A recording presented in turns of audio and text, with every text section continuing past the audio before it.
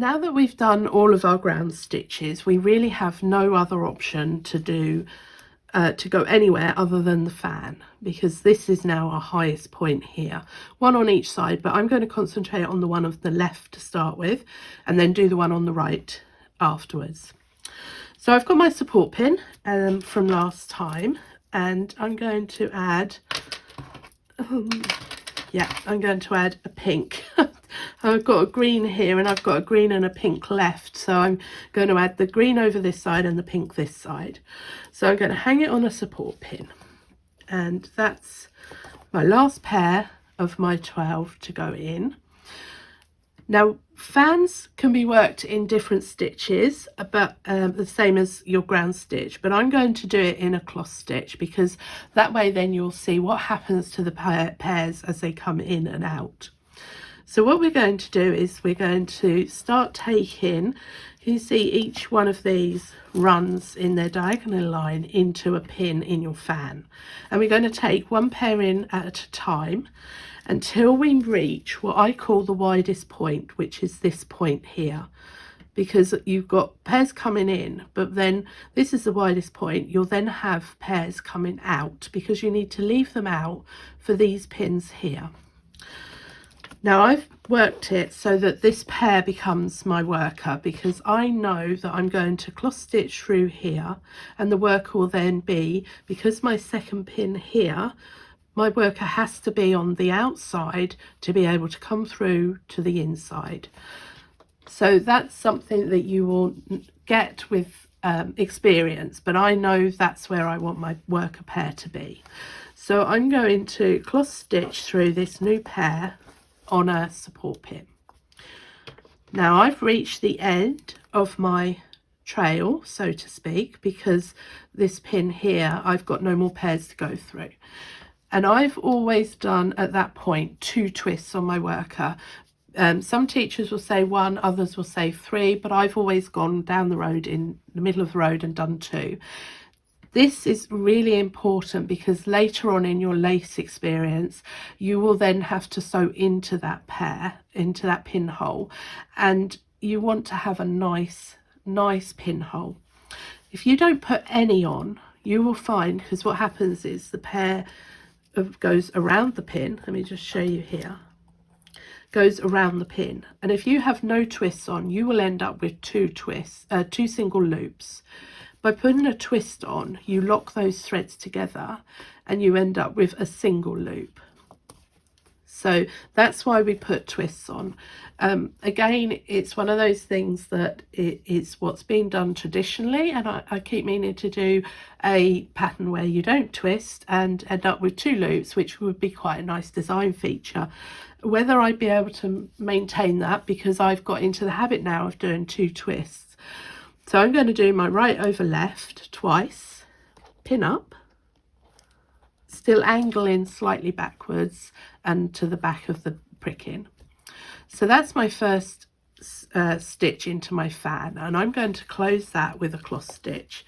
I'm going to leave my passive pair that I've just put in for a minute, because if I took it out now, let me show you, I will take it out now so you can see why you want to leave it. And if you then pull it down, this pair is not on a pin, so what can happen is it can pull. I don't know if you can see that dip. This pair will pull down this thread. So ideally you want to be pinned up in here to tension this worker thread. So let me just undo that. So you can see here really clearly how it pulls down, because it's not on a pin. Whereas when you add the other pairs, they are on a support pin. They're supported by the pin you've just put in. So that's why I leave my support pin out. I leave my support pin in until I've done enough pins to secure my worker pair. So I'm going to cross stitch through, 2 twists, pin up, and I'm going to close with a cloth stitch, leaving my pair on the support pin for the moment. I'm now going to come across to this next pinhole, and following the rule at the moment of my torchon, every pin has a pair.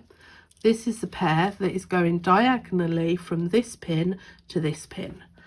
So I'm going to cross stitch through that. Then you come to a point where you go, well, do I want another pair, or have I added the extra one pair that I need? The easiest way to see that is to lift up the next pair, hold it diagonally, and it immediately shows you that it needs to go on the next pin. So I've gone as far as I need to on this first row. So I'm at the end of my trail, and I'm going to put 2 twists on my worker pair because it's still going around a pin. So that's 1, 2, and then I'm going to pin up.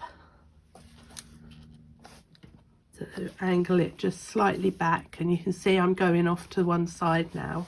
So now I'm going to cross stitch back through my 2 pairs that are in my fan. These passives are now in my fan. And then I'm going to put my 2 twists on and pin up on the outside. So my worker has come across, I don't know if you can see, it's followed this line from this pin here to this pin here, and it's now got to come over to here. And I now have 2 pins further from my starting pin, so now I can take my pair off the support pin, and I'm going to be confident that it's not going to pull down because my worker thread is secure on the pins that I've already put in. So can you see, just by pulling that, because it's tensioned up, the worker thread is tensioned up on these, it's not pulling it down. So now I'm going to go back through my 2 pairs that are already in my fan. So these are in my fan, and they're going to stay there until they're being left out. So I'm going to cross stitch back through 2. So they're the 2 that are already in, and I'm now at this pin, and I now need to bring in another new pair. So that's my yellow. So I'm going to cross stitch through my yellow. Do I want my turquoise? No, it's going in a diagonal line down to the next pin. So I've reached the end of my row, 2 twists, pin up, angle just slightly back and off towards that direction because it holds your threads to the pricking. If I put it in like that, when I start pulling, it moves the threads up the pin. So it needs to be just a gentle, very just slight angle, just enough to hold your thread to your pricking. So now I'm going to cross stitch back. I now have 3 passives in my fan. Cross stitch back through the 3, end of the fan, a row, 2 twists on my worker, and pin up, just angled slightly back. Now, I wouldn't normally tension these if I was using a regular thread, a torsion weight thread, because the to in and fro in of you pairs and you picking them up, I find tensions your threads perfectly. However, this is thicker thread, so you will need to do, if you're doing this in the thicker thread, you will need to do a little bit of tensioning just to make sure that there's no loops, big loops on these threads here. But don't go overboard, because if you've tensioned hard at this point and then you go across again, you're tensioning further and it doesn't need it. So now I'm going to cross stitch back through my 3 pairs that are already in my fan, and I've now reached my widest point, so I need to bring 1 pair in here. Because it's got the zigzag line, I know that that's still a pin in my fan.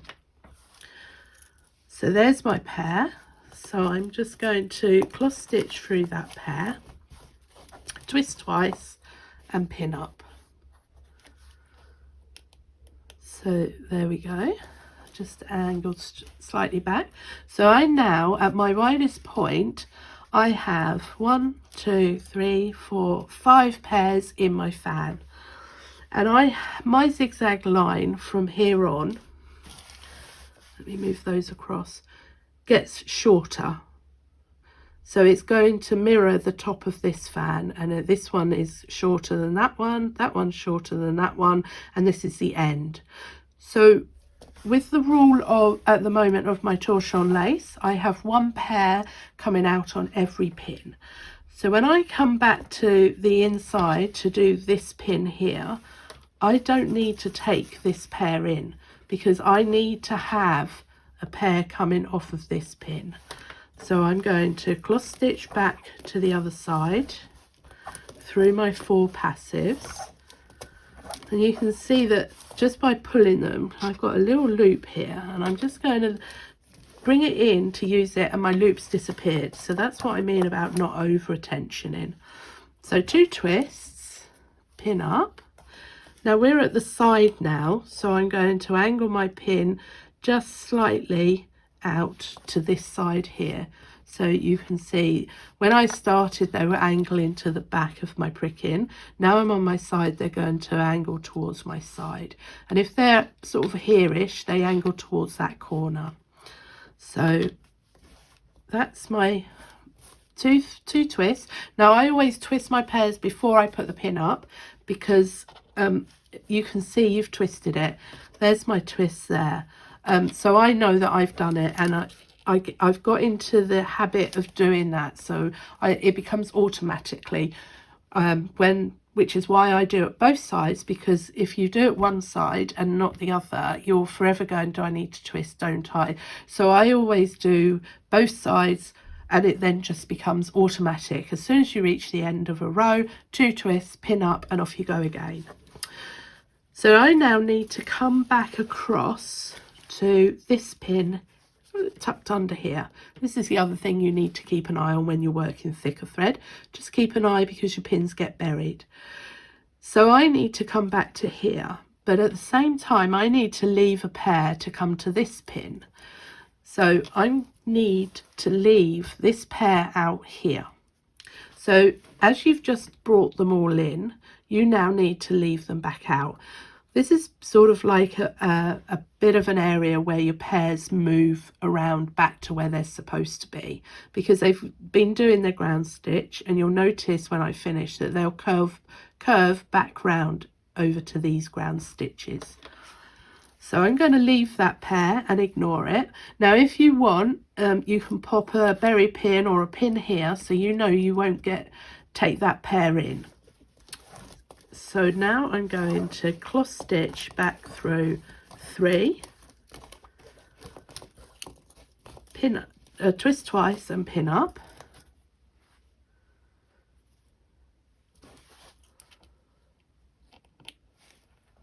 and there's my pairs in.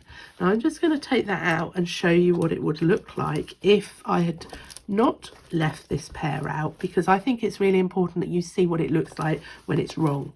So I'm going to cross stitch through that, do my 2 twists, pin up, and the first thing you will notice is this gaping hole here. There is no pair coming off of that pin to work this pair here, this purple pair. If you then left this one out and you tried to work that pin up there, your lace would look like this. Everything is distorted. The other thing that would happen is when you get down to this bottom pin here, because you haven't left one out here, you will have one extra. You will have 3 pairs. If you haven't brought one in, you will be one short. So if you've got a great big gaping hole here where you haven't taken a pair in, when you get down to here, you won't have enough pairs to finish this last pin. So these are sort of areas that you can keep an eye on to make sure that you've got the right number of pairs in your fan. So I'm going to undo that and leave that pair out, and then I'm going to put 2 twists on, pin up, and close the pin and work back to the other side. And you can just see as I'm working it, there have been some just little loops, and they've just pulled out just as I've been working it. So I'm not a great fan of, you know, tensioning it, everything. It's really just to get rid of any big loops. The little loops will generally come out themselves. So I've reached the end of the row, so 2 twists, pin up. So now I'm ready to come back again, but I need to leave my yellow out on this next pin because it's a pin and I need to leave a pair on it. So I'm going to leave my yellow out. So again, if you want, you can just pop a pin in here if you're unsure whether you're going to take it in or not. So you know that that's as far as you go. So cross stitch through my pairs, 2 twists, pin up, and this time my pins are angling out towards this direction because that's the side you want it. You don't want your pins to angle into your lace, you want to angle them out from your lace. So then I'm going to close that, and now we've reached, I don't know if you can see it here, but there's a lot of thread in the way. This is our last pin. So we're still going to do our 2 twists on our worker pair, and we're going to pin up, angle it straight back because we're on a straight bit, we're not at the side. This is a straight bit, and that pin there is the end of this fan, but also the start of this next fan. So all I have to do is close that pin, because at the moment this pin is open, there's nothing coming underneath it. Close that pin by going through 1 pair, and that is your first fan done. And you can see, because of the shape of the fan, you have these lovely curved lines. So these 2 here that made that last pin are ready to start making the next fan, but I can't do that until I've done the other fan on the other side and then done my ground stitch. Now, one of the things that I want to just point out to you about your fan and the pairs coming out, so at the moment, because we're doing cross stitch, the pairs come out, they're left after you've pinned up, so they come out underneath the pin. So let's start at this top one and you'll see. So this is the first pin that we left out, and here's the pair sitting underneath that pin. And at the moment there's no twist on it, and as we know from experience on our ground stitch, we need to have nice straight lines here. So I'm going to put a twist on it. Because it's come out in cross stitch, it doesn't have a twist. Cross stitch doesn't have a twist after you've done it. If you were doing it in cross stitch and twist, you would have a twist on it, but because we're doing cross stitch and your threads are going over and under, there's no twist. So here's our yellow one, this is our second pin, and here's our pair coming out underneath the pin. So I'm twisting that pair. The last one is our green that was left out on this pin, and it's left out underneath the pin, and it hasn't got a twist, but it has now. So I've done all of those. Sometimes I put it on after I've done the fan, but with all the moving around you may find the twist comes off, but it's a simple matter of just popping it back on. So now we're going to move all our pairs over to the other side, and we're ready to start our right-handed fan. So we still need to add 1 more pair, which is my green pair here. So I'm just going to pop it on my support pin, and my worker is here because I know my worker from experience, my worker is going to end up over here because my second pin is on this side, and remember my threads go zigzagging, so this pair will come over to here and back over to this point. Now if you're unsure about that, just wind your pairs and go as far as you can. This is only a practice piece just to get you used to what a fan looks like and how you work it. So I'm going to cross stitch and my 2 pairs together, twist my worker pair, which is the pair on this side. It will always be the pair that is opposite this second pin. I'm going to pin up, and I'm going to angle them out to this edge here, and I'm going to cross stitch back through that pair. Now again, I'm going to leave my support pin in until I'm about this far along, because that will give my worker thread a tension to then pull my passive down without making a bow in the thread. So I'm now at this pin here, and this is the pair that is coming off that pin, and if you lay it in a diagonal line you'll see. So if you wanted to just check, if you lay that one, it's distorted. We're dealing with nice squares, diamond squares. So that's the one way that you can tell whether you're using the right pair. So cross stitch through this one. We don't want to add any more because we've already established that this pair goes in here. So we're at the end of our row, 2 twists on our worker pair, pin up, and you're going to angle just slightly in to the middle. So I'm just going to give everything a little bit of attention and cross stitch back to the other side and twist my worker twice. Now if you're unsure, I would definitely recommend keeping an eye on this zigzag line because it's your guiding line. If you suddenly find you're hitting the wrong pin and you're not following your line, you know something has gone wrong. So it's worth every so often just double checking that so you know you are going in the right track. So I'm going to have done my twists, pin up and cross stitch back through to the other side. And because when I looked at it last time, I know my my purple is coming in here. So cross stitch through my purple.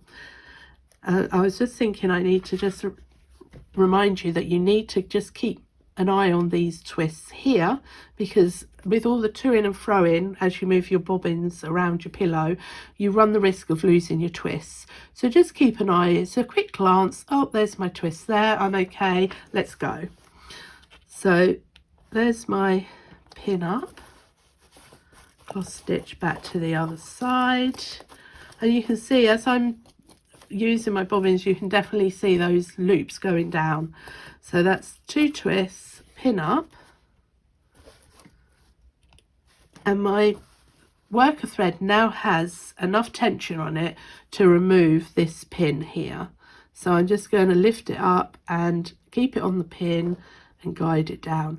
You will need to give it a little bit of welly with these thicker threads because they're thicker and they take up a bit more room than your normal torchon threads do.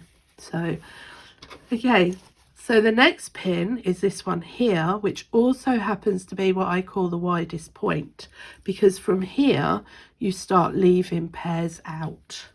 So that's my yellow. It's got its twist on it, so it's all ready to go. So let's bring our worker over. So cross stitch in. That's it. Now through our yellow. Twist your worker pair twice.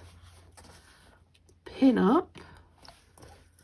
And I'm just going to release that. So that's our widest point, as we've just looked at. And has my twist, I think, has just dropped down. But I think, let me just take that out, double check. No, it is there. It's just dropped down near the pin. So, okay, so now I'm ready to cross stitch back to the other side.